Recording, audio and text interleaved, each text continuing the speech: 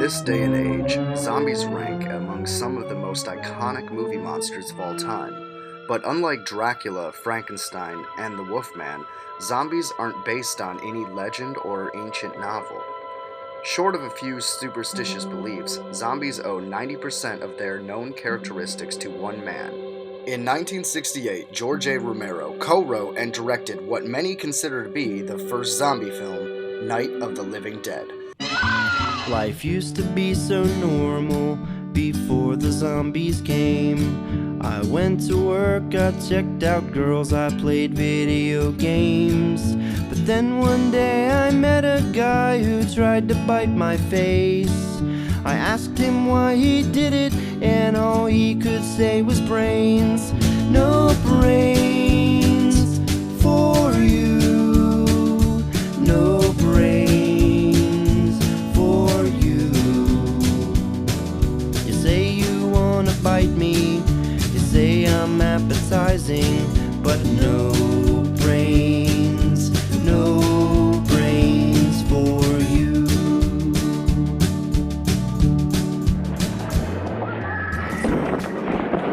Come back, I got a little threat.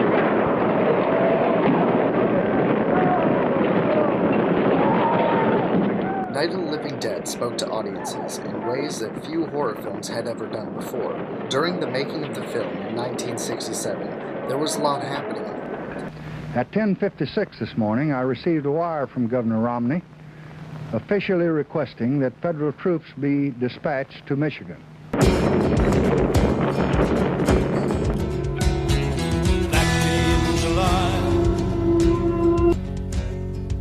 In the 1960s, racism still had a large presence in the United States.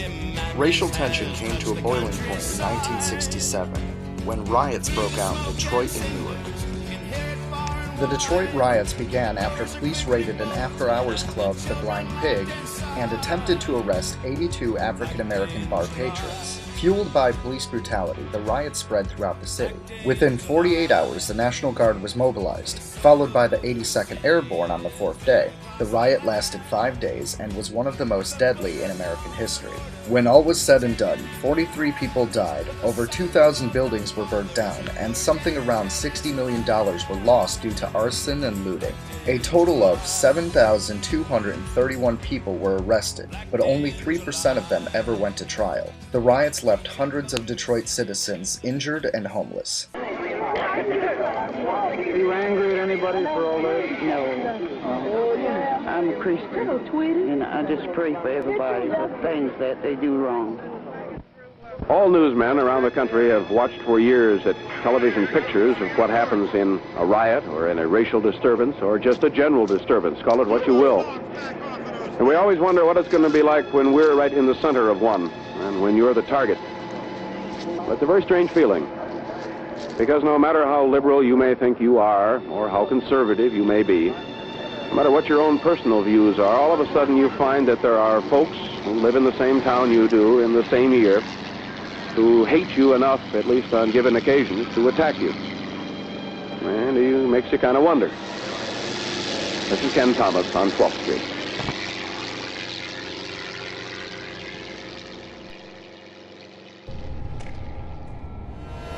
When we cast Dwayne Jones, when Dwayne Jones agreed to do it, we didn't change the script. And when Jack and I were writing the script, it was the guy in our mind was Caucasian. And the same things happened to him. And people are saying, well, here come these posse with dogs and going after the black guy. They were going after the guy when he was white. And so that was not our point. In a subtle way, it broke a lot of barriers having the leads be a black man and a white woman. But it wasn't meant to be purely a racial statement. And yet I believe that that's why it got most of its attention. It's almost as though within genres like horror and science fiction, you can get away with things before anyone even thinks that you might actually be addressing a serious social issue. Star Trek? Yeah, it's absolutely Star Trek. That's exactly what I was thinking of. With the very first on-screen interracial kiss. Our point was more the disintegration of society, the inability to communicate, the disintegration of the family unit, and that's the stuff that we were And you just picked him because he was the best actor you could find. That's it. Dwayne was the best actor from among our friends.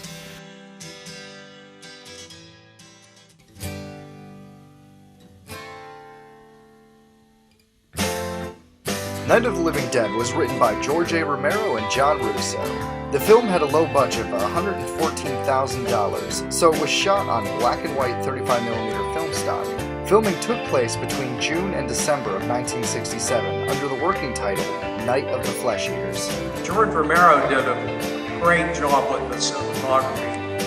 George directed the film, but he also shot most of it. Russ and I shot a lot of the stuff that's on the television. We were shooting 16mm stuff on the TV. One of the things that elevates this film above the usual low budget is we did a lot of planning stuff. We did a lot of timing shots. I didn't know what I was doing when I made this movie. I knew what I wanted to do, but I didn't know how to engineer or control the craft. Filmmaking 101. But well, it turned out okay. So the film it's shot much better than most what the films were at that time. Night of the Living Dead stirred up a lot of excitement. The movie was filmed in and around Evans City, Pennsylvania, 30 miles north of Pittsburgh in Butler County. Newscasters, policemen, and nearly hundreds of citizens showed up to help George complete his film. In the editing room, whether he was editing with Russ or me or Bill, the film would be miles and hanging all over the damn place. It looked like spaghetti.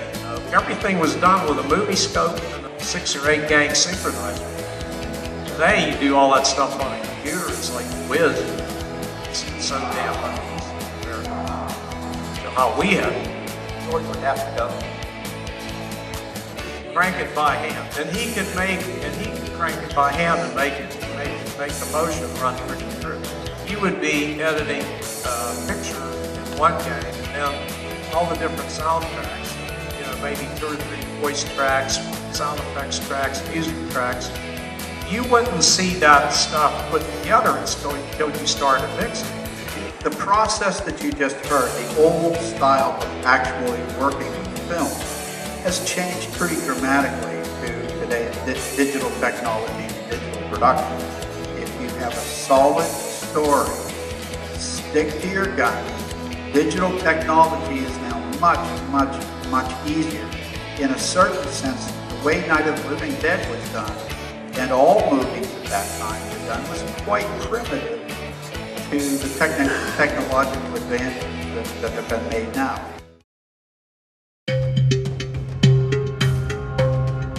Night of the Living Dead was released on October 1st, 1968.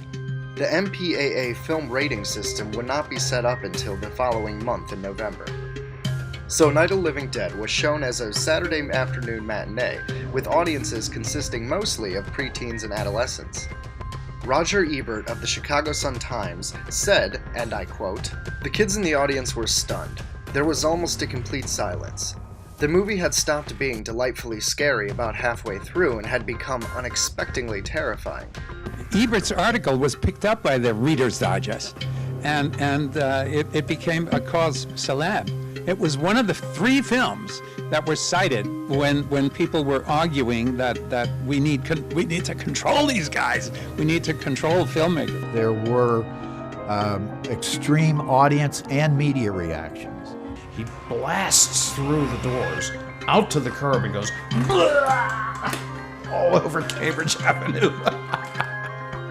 So we were trying to, number one, push the envelope a little bit on the gore, even though today it's nothing. The violence was pretty kick-ass. Little girl killing her mother while she was a zombie. What was that thing called that she stabbed her mom with? I'll use a trowel. The trowel? A trowel? The trowel.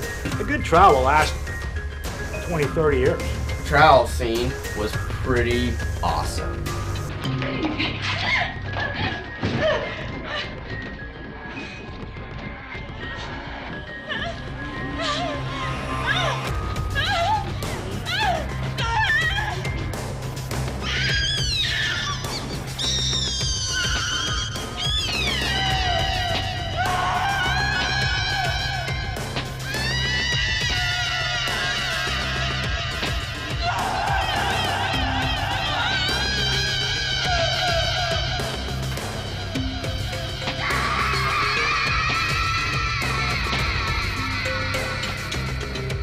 that leads into that ever human struggle of this is still the person I know and love, which we've learned over decades now that is totally not the case. But we can't fault a mother for trying. Despite the controversy, 5 years later, Night of the Living Dead was the most profitable horror film of all time. Unfortunately, due to a simple mistake, George and the rest of the filmmakers were not entitled to all of it. Well, you know, there's a story behind Night of the Living Dead. We lost the copyright on it. We never had a copyright on this film. We didn't know that. Simple distributing mistake. What happened was when we put the little copyright notice, the little C with the circle around it, on the title. And when the film went into distribution, the distributor changed the title to Night of the Living Dead. Our title was Night of the Flesh Eaters. So they decided to change the title. When they changed the title, the copyright bug came off the film. And we've been fighting it ever since. No money was tracked. Oh, my heart goes out to you, George. Trying to reestablish a copyright. And we haven't been successful so far. This meant that Night of the Living Dead was public domain and could be viewed, copied, and distributed freely. Losing the copyright may have hurt the filmmakers financially, but it also allowed for zombie culture to become a reality. This spawned a zombie phenomenon.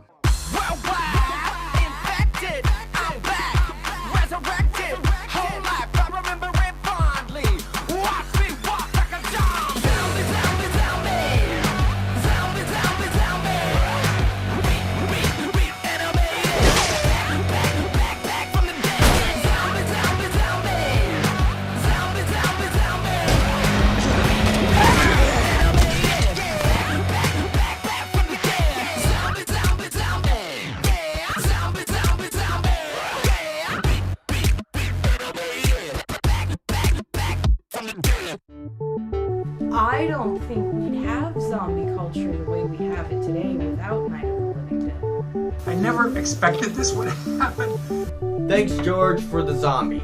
They're coming to get you, Barbara. We wouldn't have the zombie culture as it exists now, with the zombie walks, with the parades, with the television show. What did you think of what's become of this Walking Dead thing? I wish they would have called me. I heard they offered you to direct some episodes. Yes, an episode, but that's once the Bible is written. Right. You know, so you said no? Not much. Yes, I said no, because it's not my thing. And in fact, I thought it was a little too close for comfort. And it's a fascinating bit of culture. So you still enjoy doing the conventions and everything like that? It's still fun for you? I love the panels because I find out things that I never knew about the film, especially when George Romero starts to talk. Night of the Living Dead is truly an astounding film. It helped break down the barriers of race in cinema.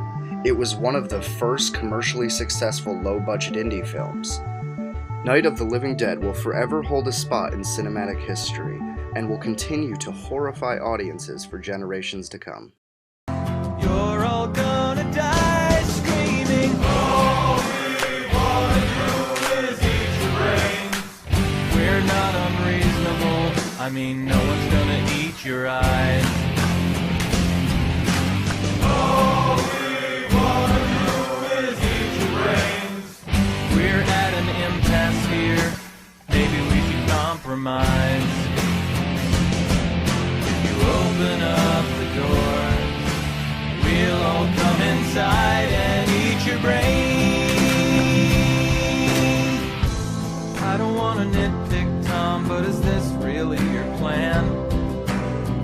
Spend your whole life locked inside a mall. Maybe that's okay.